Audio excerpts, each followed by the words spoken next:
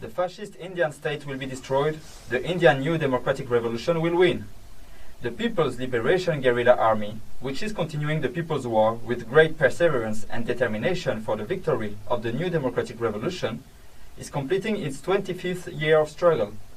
We, the commanders and the fighters of the Workers' and Peasants' Liberation Army of Turkey, celebrate the anniversary of the founding of the People's Liberation Guerrilla Army, plga, led by the Communist Party of India, Maoist, which is the fighting force of all the oppressed laborers, oppressed nations and nationalities, women and youth, especially the workers and peasants of India. We salute all the fighters and command structure of the People's Liberation Guerrilla Army with our most sincere revolutionary feelings. The red flag waving in the depth of the forests, on the peaks of the mountains, on the roof of South Asia herald the future of humanity. The People's War, launched under the leadership of Comrade Shahrukh Mazumdar, the great leader of the Indian Revolution, together with the Naxalbari uprising, has come to the present day through different stages, difficult paths and twisting trails. We know that in the struggle for new democratic revolution, socialism and communism, the Indian Revolution passed great tests and held high the red flag of Marxism-Leninism, Maoism. The People's War struggle lost thousands of fighters, members and cadres. However, it never gave up its determination to continue the revolutionary war, and that is why it trained tens of thousands more fighters, members and cadres. It became the hope of the Indian people, the oppressed Dalits and the Adivasis. Today, the People's War in India is going through a very difficult process. The Brahmanical Hindutva fascist RSS-BJP regime has increased its attacks on the Indian people. In a massacre attempt called Operation Kagar, 850,000 police, commandos, Indian Army and Air Force personnel were mobilized against the People's Liberation Guerrilla Army forces as part of this operation. The aim of Operation Kagar is clear. They plan to encircle and destroy the guerrilla forces. Faced with the fascist Kagar war, the sons and daughters of India, the brave fighters and commanders of the People's Liberation Guerrilla Army, are responding with heroic resistance, determinations, and counter-attacks they have developed.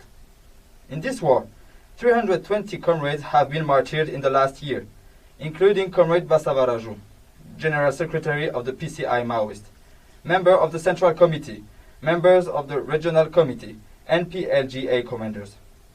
Most recently, we learned that the Comrade Mazbi Hidma, a member of the Central Committee and one of the commanders of the plga, was captured unarmed and brutally murdered.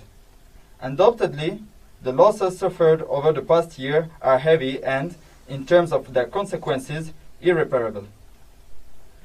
No matter how heavy the losses and the price paid, we know that the wheel of history always turns forward.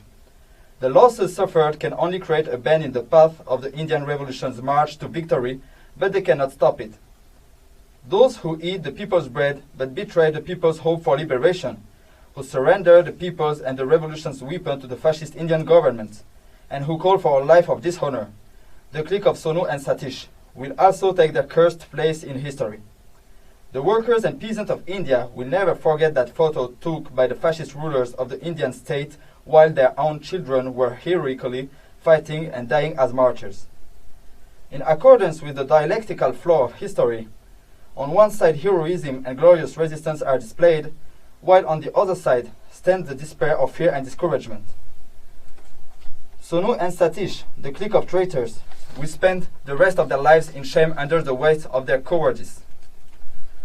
We have no doubt that the bright path of Marxism-Leninism, Maoism will triumph over the ideological chaos that this clique of traitors has tried to create in the ranks of the revolution. As imperialists and their local collaborator governments prepare for a new war of partition, their greatest fear is that armed people's uprising and people's war will break the imperialist-capitalist chain in their places. That is why imperialists and governments under their control, while allocating enormous budgets to armament and using developing technology to produce more deadly weapons, have launched a massive wave of attacks to disarm workers, peasants, and the oppressed peoples of the world. As Comrade Mao Zedong clearly stated, without a people's army, the people have nothing. They are attempting to deprive the oppressed of their own liberation armies and strip them of their right to use force. But these efforts are futile. while reformists, revisionists, and all kinds of left-looking movements with a conciliatory line are accelerating their ideological attacks by claiming that the era of armed struggle is over, on the other hand, they are carrying out campaigns of destruction and genocide, as they did against the New People's Army in Philippines and the resistance movements in Palestine. The Kagar operation is part of this attack unfolding worldwide. And this attack will be answered by the anti-imperialist struggles of the oppressed people of the world and the united international resistance of the proletariat. In light of these developments, we celebrate the 25th year of struggle of our sister army, the People's Liberation Guerrilla Army, fighting with great determination under the leadership of the CPI Maoist. And we reiterate that absolute victory will belong to the workers and peasants of India, and that Indian fascism cannot escape the fate that awaits it. Comrade Basavaraju, Comrade Madhvi Hidma, and the martyrs of the People's War in India are immortal. Long live the Communist Party of India Maoist. Long live the People's Liberation Guerrilla Army. Long live Marxism, Leninism, Maoism. TKPML, Tico comment.